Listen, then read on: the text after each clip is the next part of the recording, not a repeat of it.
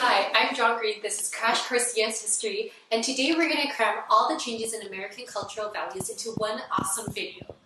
Why? Well, the APUSH test might have an essay question about American ideas, beliefs, and culture.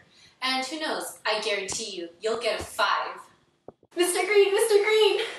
Yes, me from the past. What if I don't get a 5? Oh, me from the past, what you don't already know is you actually got a 3. What? But then again, you were never the sharpest knife in the drawer. But no worries, if you put your sniveling little brain to work, maybe you'll get a 5. Or die. But enough of that. Stan, cue the intro.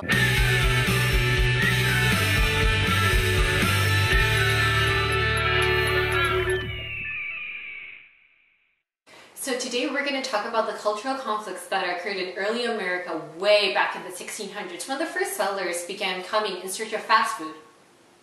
What's that? Gold? Why do you always have to ruin everything? Right, so when the Spanish first came to the Americas, they brought new ideas that completely contradicted with those of the Native Americans. While the Native Americans viewed land as a sacred privilege, the Europeans saw it as a lucrative material item. These differing opinions brought about mounting tensions, especially when European diseases such as smallpox and influenza began wiping out Native American populations. The Spanish were also notorious for their encomienda system, which was often used for enslavement. They're also associated with the Black legend, the idea that their actions towards the natives were unforgivable and appalling. In turn, the English used this legend to justify their claims to New World territory. But like the Spanish, they also forced their cultural values and religious beliefs upon them as well. Sometime before 1600, the Iroquois Confederacy was created by 5, then 6 tribes who sought to ward off foreigners who sought to drastically change their traditional ways of life. However, conflict between the natives and foreigners continued, not necessarily because they came from different places, but because they struggled to maintain their different lifestyles. So next, let's look at the Puritans. In 1630, John Winthrop made his revered City on the Hill speech about the Massachusetts Bay Colony, in which he stated that his goal for the colony was to be an example for others, because Puritans aimed to work for the betterment of the community, not the individual. Sadly, that very community would become endangered in 1692 when the Salem witch trials threatened the very cooperative ideals that Winthrop hoped to bring. Another place where we see ideological tension between colonists is during the latter part of the 1700s, when the British began implementing their policy of salutary neglect. After the Revolutionary War, uprisings like Shays' Rebellion began prompting Americans to question and change the Articles of Confederation, which was the first edition of the Constitution. This discussion of government power continued to be a subject of contention up until... yeah, it's still an issue. Slavery was an integral part of the American economy, despite its awfulness. African Americans were a big part of the triangular trade, which was the trading of goods, raw materials, and slaves between Africa, America, and Europe. They were treated dreadfully throughout this passage, especially during the Middle Passage, the long, unending voyage during which slaves were brought to America in ships that were crammed, crowded, and rampant with disease. In the 1700s, the Enlightenment in Europe affected American cultural and political values as well. Around this time, Americans began to shift their focus towards new ideas like natural rights, which were derived from John Locke's idea that man was entitled to life, liberty, and property. This philosophy influenced the Declaration of Independence and is also the reason why the Articles of Confederation gave the government so little power as well. During this time, Enlightenment thinkers also began to challenge widely accepted religious beliefs. Deism was the idea that God created the world but left it to run on its own. This notion shocked many Puritans who ran a very religious-based society. Eventually, America saw the rise of the First Great Awakening. You'll never guess why it was called that unless you guessed. People were awoken. Speeches by influential orators like Jonathan Edwards and George Whitefield kindled religious sentiment and propelled straying believers back to Christianity. Oh, it's time for the mystery document? The rules here are simple. I guess the author of the document. I get it right, no shock. I get it wrong, and there's an unforeseeable chance of death, but that's okay.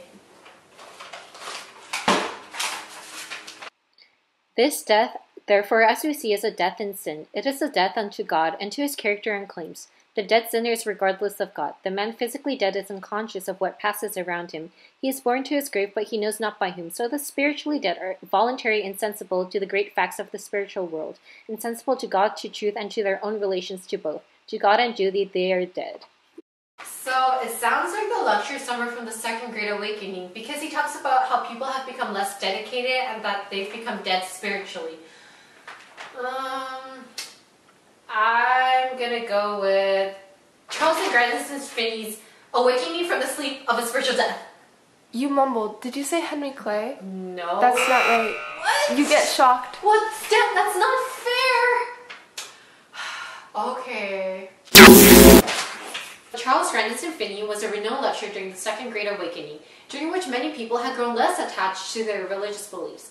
But by having townspeople sit at the ancients' bench during town meetings, Finney hoped to bring back the cultural values that had originally been so important to Americans.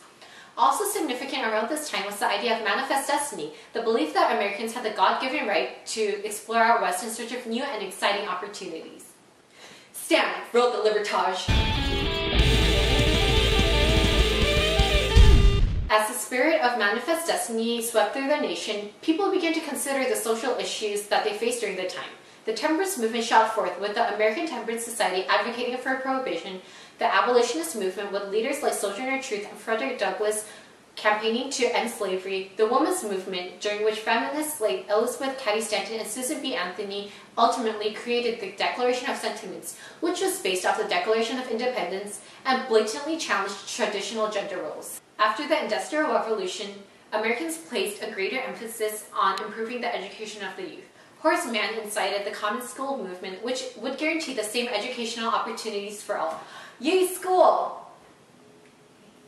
Artists from all walks of life also started to portray their own ideas through new works. Writers like Louisa May Alcott and Edgar Allan Poe, artists like Peel and Trumbull, and musicians like James Sanford introduced unique modes of self-expression. These cutting-edge styles greatly intrigued the newly educated youth, who wanted a taste of modern American culture. Okay, now we're going to skip a little bit forward to the 1800s, when many white Americans began to search for ways to justify their discrimination against African Americans, but also other minorities as well. The social gospel and social Darwinism were both up-and-coming ideas that upper-class Americans used to justify their social and economic superiority. The government also encouraged these sorts of beliefs by allowing Plessy v. Ferguson to be passed and also implementing the Black Codes and Jim Crow laws, all of which limited African Americans' freedom. Americans also used different types of logic to justify the inferiority of women. Republican motherhood was the belief that women should be educated for the sole purpose of educating their sons, who would become future leaders of America. Women were further forced to adopt the cult of domesticity, the idea that women should create a loving, comfortable environment for their working husbands and should, once again, remain at home. Alright, now we're going to time travel to the 1920s to take a look at how America became so addicted to consuming stuff. Let's go to the thought bubble. Right, so after World War I, Americans began to have hope once again, since the U.S. was flourishing. Buying on margin was particularly important, because it allowed Americans to participate in the new consumer society without having to worry about not having enough money to purchase material items. And participate they did. The Roaring Twenties seemed to be a time for trying things and contradicting traditional values. Women did this by becoming flappers, who did scandalous things like going to speakeasies. The youth during this time listened to hip rock and roll music by Elvis Presley. Wow, look at those hips go. The Jazz Age had a strong presence as well, particularly in Harlem, where artists like Louis Armstrong won over audiences with their snazzy music. However, the 1930s marked the end of this period of prosperity as the Great Depression swept over society. The American dream now just seemed like a nice thought. It wasn't feasible any longer to get somewhere from nowhere. F. Scott Fitzgerald's The Great Gatsby would bring this idea to public attention, and it would make Americans wonder if it was possible to reach their full potentials. Thanks, Thought Bubble. The late 1900s fueled the rise of a countercultural movement, which drastically changed long-honored American values. Not only did the Red Scare and McCarthyism seek to target communists, but the Cold War also made it difficult to relax, due to the constant threat of nuclear war. Furthermore, this sense of anxiety made the people feel like they couldn't trust their own government. The exposure of the Pentagon Papers, which revealed the real truth about the Vietnam War, widened this credibility gap between the common people and the government. This era of bad feelings eventually caused many of America's youth to defy traditional beliefs and values. Hippies began advocating for peace, homosexuals protested against unfair treatment, women pushed for equality, college students championed for freedom of speech, and anti-war protesters demanded that the soldiers in Vietnam return. The civil rights movement became a prominent issue during the 1960s, with leaders like MLK urging African Americans to adopt a more peaceful, nonviolent approach in order to end discrimination. However, these ideas would later grow into a more violent movement run by leaders such as Malcolm X and the Black Panthers, who encouraged the idea of Black power. Ultimately, all of these social movements forced America to re-examine their preconceived notions as they adapted their values and traditions to the changing times. Now, it's important to remember that not everyone was a drug-using, psychedelic, peace-loving hippie. There was an underlying strand of conservatism that made a big breakthrough during the 1980s.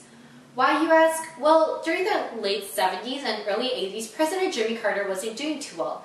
His big government democratic policies not only escalated the Vietnam and Cold Wars, but they left America riding on the coattails of a stagflation-ridden economy. However, things changed in the election of 1980, when Ronald Reagan triumphed over the ever-unpopular Carter. By winning the popular vote, Reagan brought a new right policy to the table, one that would steer America away from liberalism and return the nation to many of its core values.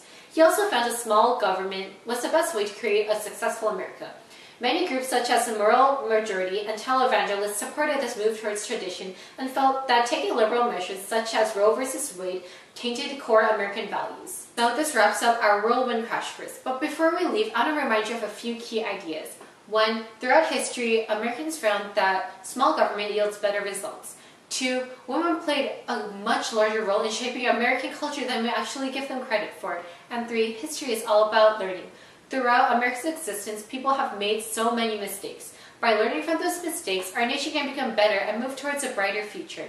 History is all about looking to the past to understand why certain things didn't work out for the better so that we can change our views and get 5s on the AP exam. Thanks for watching. I'll see you next week. Crash Course is produced and directed by Period 5, Table 5. Our script supervisor is Katie Desmond. Our associate producers are Emily Chen and Sabrina Lim. The show was written by my high school history teacher, Mrs. Arnold, and myself, and the graphics team is The Dot Bubble. Last week's phrase of the week was, never give up, never surrender. If you have a question about today's video, you can ask them in the comments below, where we will be answering them with our team of historians. We're also accepting any suggestions for Libertage captions. Thanks for watching Crash Course, and as I say in my hometown, don't forget to be awesome.